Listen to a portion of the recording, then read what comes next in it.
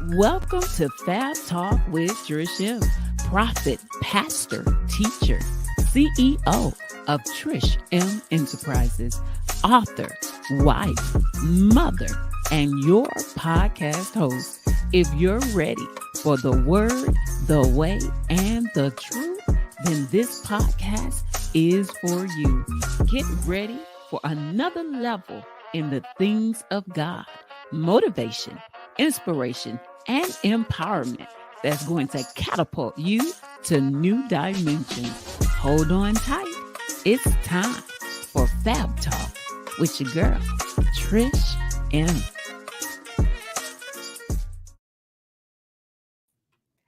Hello, everybody. How you doing? Happy fabulous day to you. It's your girl, Trish M. I am live with Fab Talk with your girl, Trish M.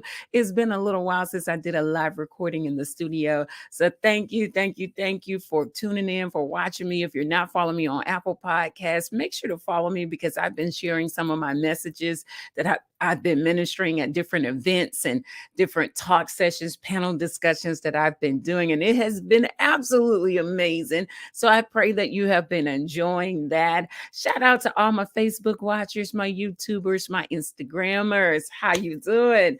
Okay, let's see. Y'all, listen. I am super excited that y'all took a minute to join your girl Trish M because y'all could have been doing anything else in the world, but God said, no, come on, tune in because I got something for you. You know, on Fab Talk with Trish M, I give you the yummy for the tummy, the good in the hood, the new, okay, of what the Spirit of the Lord has given me. I want to impart that into you for such a time as this. So if you're watching live, go ahead, share the broadcast, start a watch party, tag your friend, tag your homie from around the way, and let them know that your girl Trish M is on, okay? So I don't really have any church announcements, so I'm going to go ahead and get this thing started because y'all know I am not on here that long.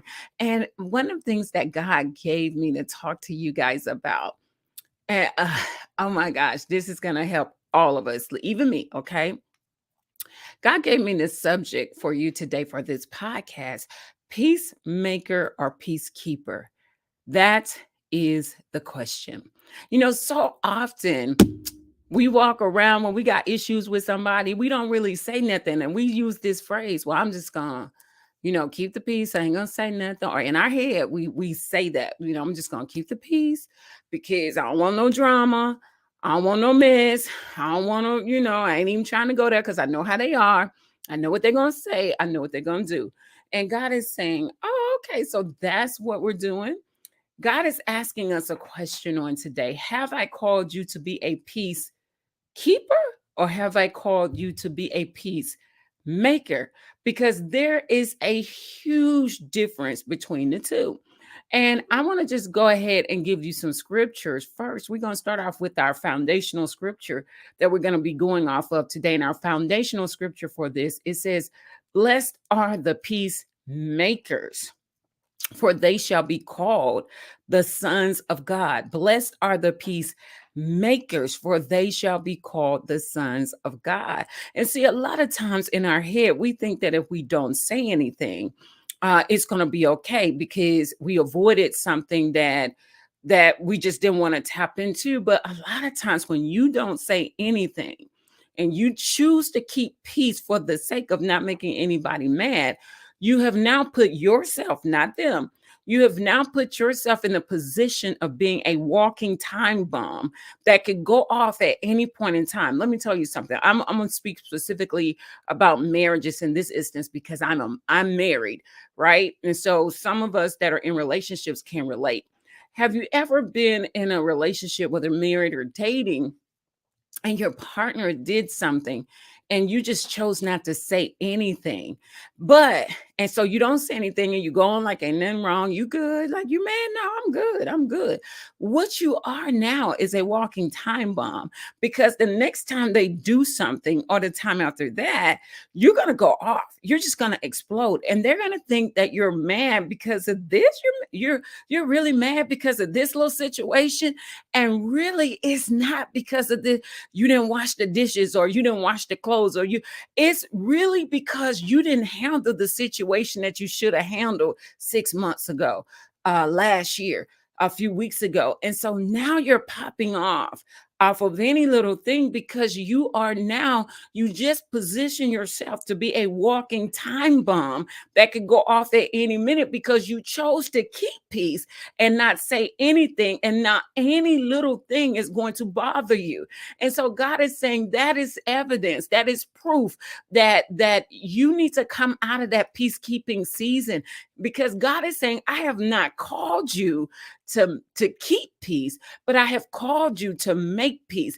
I have called you to address hard situations and hard people, and people that you think ain't even, they're not listening because they're stubborn and they're this and they're that. God is saying, no, when anytime we have a situation, God is not worried about the people that we got problems with. He's looking at us. He's looking at our hearts. He's looking at us and say, oh, okay, so they did that. Well, what did you do? How did you respond?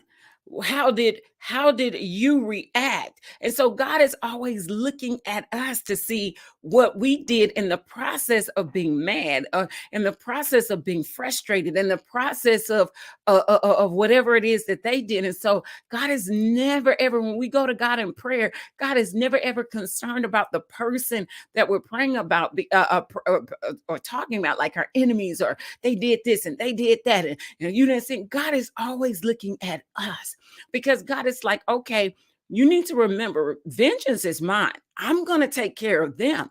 But in the process of me dealing with their heart, I need to make sure I deal with your heart, because you think that just because you kept peace, that now you're not holding bitterness on the inside of you. You're not holding anger on the inside of you. You're not holding some type of sin on the inside of you. And God is saying, I got to first deal with you before I deal with them. Now, mind you, God is still going to deal with their hearts, okay? God is going to deal with their hearts, but God deals with us on an individual basis. So he's looking at us personally, and he's saying, okay, so what did you do? How did you respond? Romans 14 and 19 says, so then let us pursue. Pursue means to go after. Pursue what makes for peace and for mutual upbuilding. And so in Romans 14 and 19, it said you got to go hard or go home. Pursue means you got to go after peace regardless. But see, one of the things that we make an excuse, because we say, well, I know how they're going to respond. They always respond like this, and they act like, they don't hear. But God is saying, don't worry about that. He said, because what you're doing in the peacemaking process as you pursue peace, he says you're planting seeds in their mind. You're planting seeds in the hearts of how you feel, of where you're coming from. And yeah, they may act a little stubborn in the moment, but God is saying, don't worry. It's up to you to plant the seed. He said, because I'll make sure that seed is watered, and all they're going to get an understanding of how you feel and where you come from. Maybe in the moment that you may be sharing it, pride might try to interfere. Pride might try to disturb what God is doing, but God has said, don't worry, you just do your part. He said, and I'll do the rest. He said, I'll do the rest. He said, you just do your part. I need you to do what I have called you to do, and they'll come around. But right now, in making peace, what we're doing is planting seeds into somebody's life to let them know that, look, I'm not going to let the enemy kill, steal, or destroy what's going on right now, because the enemy wants to come in and tear it up from the flow up. But God is saying, no, you got to recognize the wiles of the enemy. And a lot of times, this is what you have to do before you go in to try to make peace. You got to go in and pray and say, God, I need your Holy Spirit to tame my tongue, because you said in your word that no man can tame the tongue, but by the Spirit of the Most High God, the tongue can be tamed. So I invite you to come in right now to help me tame this tongue, that as I prepare to go into this situation of pursuing peace, God. I pray that I say the right thing. I pray that I respond the right way. I pray that I can do things according to your will and not allow my flesh to get in the way. So as you pursue peace, as you go out to make peace, you got to go first in prayer and say, God, help me, because I really want to pop out, because in my head, like, they should know this. I shouldn't have to confront this situation. I shouldn't have to, but for some reason I'm in the position where I have to. And God is saying, yep, you're doing what you're supposed to do. He said, don't worry about it. Just do your part. I'll do the rest. Pursue peace. Ask me to come into the situation. Matter of fact, not just ask God to tame your tongue, but ask God to be all in the midst of that conversation. Ask God to just all be in the midst of what you are trying to accomplish, so that you can accomplish it by the will of the Father, so that you can walk in obedience to the Father, to the Most High God, and God can bless the situation. But the enemy wants us to stay stuck on stupid. The enemy wants us to stay stuck in pride, stay stuck in arrogance, stay stuck in our own ways. And one thing I've learned to pray this prayer every morning. I anoint my heart. And I say, God, take away all kinds of pride and arrogance and self-righteous, because I don't care how super saved you are. You can have a moment, okay? You can have a moment, and you may not even know something is on the inside of you, or you're coming across a certain way. And so you have to pray about that thing. You got to ask God to help you with that thing, because then all you're getting, you need to get an understanding of you before you try to go and help somebody else understand them. And so get an understanding of you, so that when you come before that person or the situation, that you've gone before the Lord first and asked him to help lead and guide you into all truth, so that he can dictate the situation, that he can handle the situation. In 1 Corinthians 14:33, it says, for God is not a God of confusion, but of peace, as in all the churches of the saints. So listen to me. Anytime you have confusion in a relationship, whether that's with a spouse, a partner, family, all of that is the enemy trying to come in to kill, steal, and destroy. And a lot of times, and this is why a lot of marriages don't make it, because we're too prideful to admit that that is the devil. The devil is trying to do what he does. And instead of us doing what we're supposed to do, we just let him have his way. Be like, oh, okay, that's what we're doing. Okay, well, that's what we're doing then. You know that movie, that old school movie? I remember this movie like yesterday. Two could play that game. And so when watching Two could play that game, the whole thing was sinister until it got to the end. It was a get back spirit. It was like, if you could do it, I could do it. Well, okay, watch me work. If that's how you gonna flow, I could get louder. I could shout. I could cuss. I could, that two could play that game thing was all about, fooling around and doing something better than the other and making jealousy and all that come up. And so the Lord is saying, this is what the enemy does. He comes into relationships with people, and he brings in all this confusion. He brings in all these things that are not like God. And what we do is we sit there and we watch him work. And God is saying, where are my sons and my daughters that will outwork the enemy when the enemy is working overtime to kill, steal, and destroy relationships?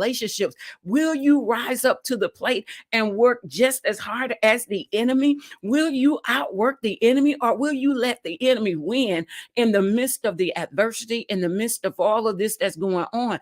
God is saying we have to rise up to the plate in this hour, this time, and this season, and be the man, be the woman that we've called us to be. And let me say this, women, a lot of times we expect a man to come to us and say things. Well, a lot of times, let me tell y'all this, a lot of men, I'm not saying all men, they're not good at communicating. They're not good at coming back and say, you know what, that was on me. I did. You know what I'm saying? And a lot of times when we think guys should know certain things, they don't get it. And so it makes us mad when they don't get it. And so God is saying, watch your emotions, watch how you handle people, watch how you talk to people, and trying to make them be you. And trying to make someone be you or do things the way that you would do it, it brings on frustration, it brings on anger, and then after a while you explode because they keep doing it their way and not the way in your head it should be done. And God is saying, no, all it takes is communication.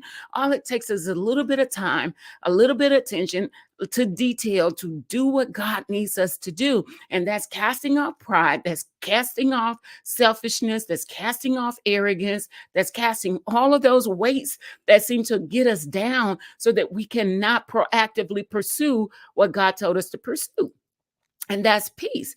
In Romans 12 and 18, it says, if possible, so far it depends on you, live peaceably with all. He said in Romans 12 and 18, it depends on you. He said, you can make peace at any point in your life. He said, you can make peace. He said, it depends on you. It's up to you if you want to make peace or not, or if you want to sit in your pride and your selfish ways, because they should be the bigger person.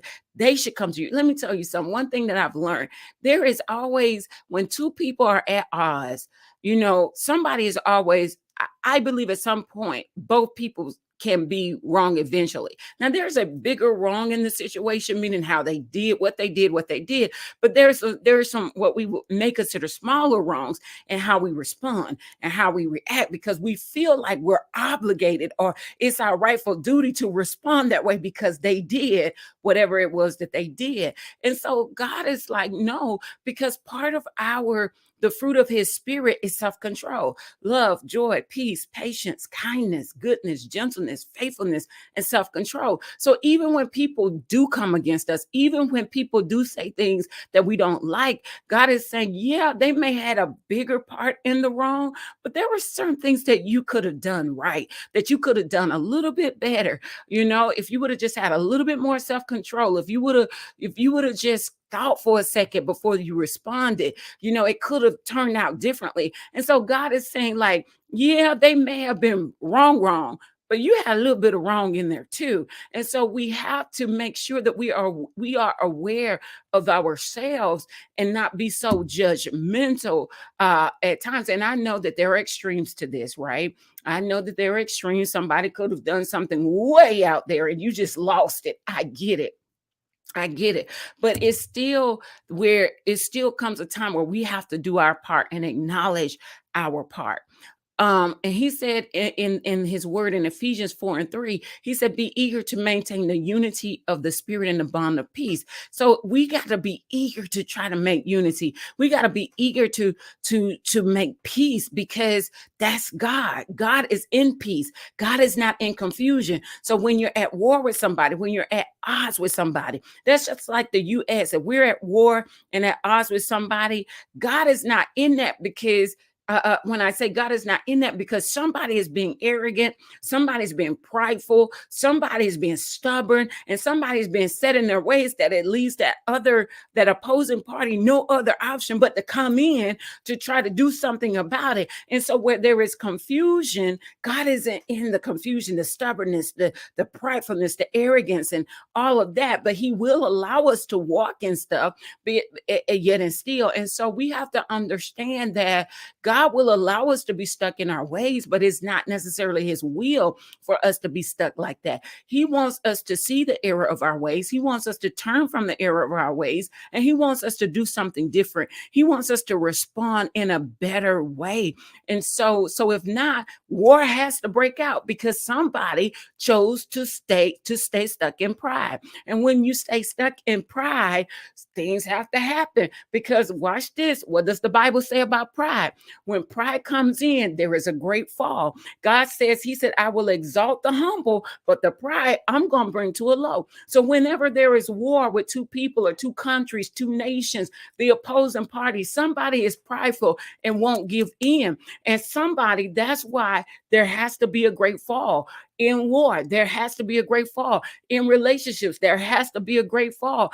If we don't make peace and we don't humble ourselves, when we have odds against our spouses, when we have odds with family members, co-workers, if we don't go in and make peace the best way we can, we do our part, there has to be a great fall. And I don't think that we realize the consequences, that God's word is real. When God says that he will bring the prideful to a low place, I don't think marriages recognize that if we don't stop walking in all of this pride, the heavy weight of pride, we're gonna come to a fall. We're gonna come to a low place. We will not be exalted. But when these spouses come together and they say, you know what? We got to humble ourselves, because the opposite of that is going to bring destruction. And we got to think about it like this. Pride always brings a divorce. Pride was the very thing that got Satan kicked out of heaven. And it was so bad. God said, I don't even want you around me. There has to be a divorce between me and you, because you got too much pride going on, and I will have to cut you loose. And so nobody wins. Nobody really wins. It's like we never came to the point where we got an understanding, where we were able to be healed and we were able to be restored, because we both got hurt in the midst of it. Our feelings got hurt. Our emotions got hurt. Our spirit got hurt. And so much hurt happened because we never said, you know what? I want to humble myself, but it takes two, right? It takes two. So it doesn't matter. Like if one says I'm gonna humble myself and the other says, well, I'm gonna do what I do, there's still gonna be a great fall, because the pride just canceled out the meekness of the other. And so there is a great fall between the two, and the two can't connect on the level that they used to connect with. And there has to be a great fall. There has to be a division. That is the word of God. And so we have to understand that if this is going to work, I still have to do my part, even if that person is arrogant and selfish and all of that. Because remember what I said at the beginning, that part is you planting a seed that may eventually help them to realize the error of their ways. Even if they don't get it in that moment, that seed, you just got to be like, okay, God, I planted the seed. I humbled myself. I tried to make the peace. They still was acting on, and so I'm going to need you to go ahead and water that seed some kind of way, God. I'm going to need you to water the seed, because I walked in what you said, trying to make peace and not keep peace. And because I was obedient to your word, I'm asking that you go in and you do something. Help that seed that I deposit be watered, because they're still not receiving, God. They still not listening, oh God. And I can't do much more. And so you have to now then, after you walk in the peacemaking position, now you have to release it to God and say, God, now I trust you with it. Now I trust you with it, because I did my part. And so when we do that, we just have to, here's another fruit of the Spirit. Now we have to be patient and let God work. Let God do the work. Let God do the work. And that's the part that's frustrating, because it's like, well, God, how long he gonna walk around here acting like he don't see me, or how long this gonna happen, or do. And so God is saying, just trust the process. As you hearken unto my voice, as you diligently seek me, as you do my will, he said, I will do the rest. He said, just walk in patience, just walk in love, and continue to endure as a good soldier. I know it makes you feel like they getting over on you. I know it makes you feel like you the weaker vessel. He was like, but look, he said, I will exalt you in due time and due season. I will exalt you. And so you don't have to worry about all that other stuff, because God is going to do it. God is going to do it. And I'm going to give you 5 quick tips as I get out of here. 5 things that makes peacemaking possible. Number 1, take responsibility for reconciliation. Be like, God, I'm going to do my part. I'm going to do my part, because you are a God of reconciliation. You are a God of healing. You are a God of glory. You want to get the glory out of this. I got to do my part so that you can get the glory. So you got to take responsibility for your part in the reconciliation. You got to humble yourself. If they don't do a thing, this is on you. This is between you and God. You take ownership of your part. Number 2, avoid assumptions about them. You got to avoid it. Well, you know what? They probably ain't, they probably this, or they probably that, or they ain't even, you know what I'm saying? Then you start assuming in your head what they did, what they said. Then you start conjuring up this story about them and the thought processes and all of that. And so God is saying, don't even assume nothing. Don't assume that they did, they didn't, they thinking, they liking, they don't, they received, they didn't receive. He said, don't even start assuming anything. You start assuming because you're like, well, they should have known. Well, that's you assuming too, because that's you also trying to make them you, because you would have done it like this. You would have said it like this. And so now we begin to assume that they should have known and they should have done. And God is saying, second thing, you got to stop assuming things about people. Stop assuming things. If you're going to really make peace, you got to let that assumption go that they should have known better. They should have done better. And that because a lot of mistakes that we as women make, we try to make other people do things in our head the way we would do it. And when they don't, we get disappointed. When they don't, we get frustrated. When they don't, it's like we just like our feelings hurt. And so God is saying, stop making assumptions about people. And the third thing is you got to cultivate a gentle spirit. So when you go in here to pursue peace, you got to go in there with gentleness. Now, I ain't saying be no doormat for people to walk over on you, but you can't go in there with the mindset like, well, I tried to talk you to them. I'm gonna try this one more time. I hope you're ready to talk. You know what I'm saying? You cannot go in there with you still got an attitude. You still ain't right. You still doing it wrong. And so God is saying, make sure you cultivate a gentle spirit when you go into a situation that requires you to make peace. And so I talked about this earlier. Sometimes you gotta pray about that thing, because that gentle spirit ain't just gonna pop up on you and you be like, boom, I'm ready. Sometimes you just have to pray, maybe even fast. It just depends on the situation and what you've gone through and how you're feeling. You may have to fast and pray before you go into it with a gentle spirit, because that way you're allowing the Holy Spirit to lead and guide you. The fourth thing is be patient. Okay, you got to be patient in this process of making peace.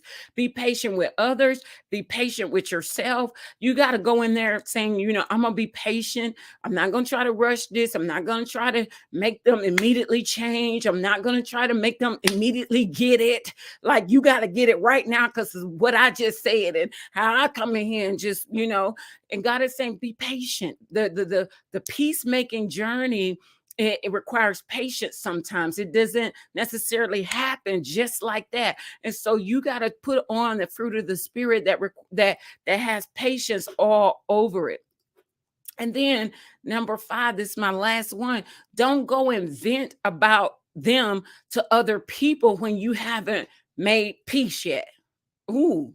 Don't go talking to nobody about them if you ain't made peace with them yet. You got to give them the opportunity to get it right or whatever. And here's the thing, like, you could go vent. If I go vent about my husband tomorrow with my mama and my brothers and all of them, and then next week we done made up, I done vented to them. Now they looking at him crazy. I done vented to them about him, and I didn't give us a chance to make peace about the situation. I didn't give us a chance to get through the situation. And so I done went and vented. I done just boom, boom, boom. I'm just venting to everybody about him, or not everybody. We have our certain ones that we will vent to, but even in that situation, you can't just pop off because you feel a certain kind of way.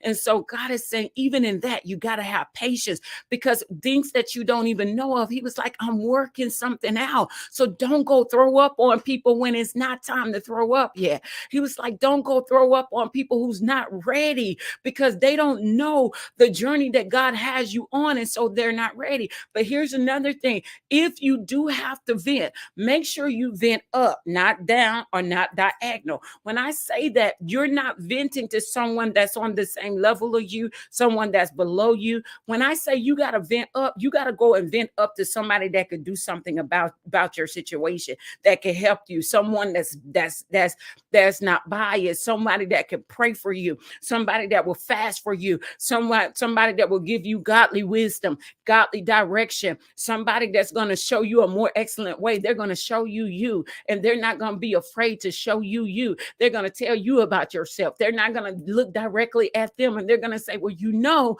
you was wrong in how you said it. Then you know you're wrong, because presentation is everything. They're going to call, you got to vent up to somebody that has the ability to help you with something. Now, if I go vent to my mama, if I go vent to my brothers, if I go vent to my coworker, if I go vent, no. When Nehemiah had an issue, when the wall, I just preached this past Sunday, when Nehemiah had an issue with the wall being torn down in Jerusalem, Nehemiah didn't go vent to his homies. He went and he vented to the king. He was like, King, listen, why should I be happy? He's like, I got this going on in my hometown. This is what happened. He said, King, I'm filled with sorrow. He vented to the king, and guess what the king did? The king sent letters to people. He gave him an army to go with him. He said, what else you need? He said, what you need so this could go well for you. He vented up to somebody that could help prepare the way for restoration, for reconciliation, for healing, for deliverance. Nehemiah vented up. And the person that he vented up actually was the person that helped him with the restoration of the wall. He gave him people. He gave him resources. He gave him letters. He gave him stuff that he needed so that he could go out and win. And so that's the thing. Like, God has called us to make peace and not keep peace. So my question to you is, will you make a decision today to be better peacemakers? That's it.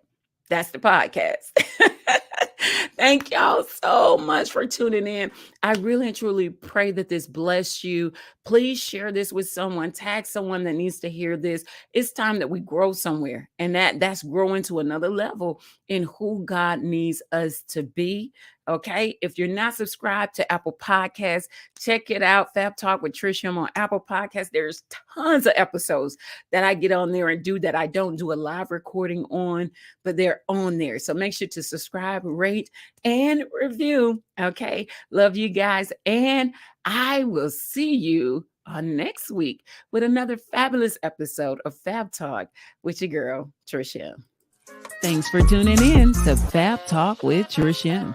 Do your girl a favor. Share this broadcast on all your social media platforms. Invite a friend to tune in. Help this podcast reach the nation.